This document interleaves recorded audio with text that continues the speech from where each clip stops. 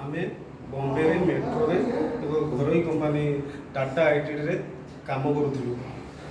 आमे जब जानिलु कोरोना नामक भाइरस एक आसूची आमे 20 तारिख दिन आमे 23 जन बॉम्बे रु आसिया चिंता कलु।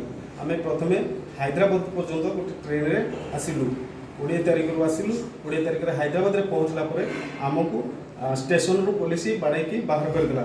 तारपरे आमे से पाखरे हैदराबाद पाखरे कृष्णनगर अंचल गोटे जगार 23 जन जाक रहिलु। आमे भाविलु कि गोटे दिन पर कर्फ्यू हटिज आमे घर को पलैचु।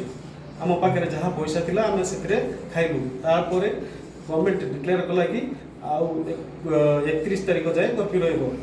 एबे 20 दिन 21 दिन करदेला। आम पाखे खाइबा पैसा नहीं कि रही किसी आम सुविधा नहीं। आमे ओडिशा गवर्नमेंट को अनुरोध करुचु आमको आम पिला छुआ पाखे पहुँचाई दिंतु। आमे सब पुरी जिला अंतर्गत काकटपुर निर्वाचन मंडल बांगुरी गाँव अंचल हेतु आमे बहुत असुविधा ये अच्छु। आम पाखे खाइबापी पैसा नहीं, रही किसी सुविधा नहीं।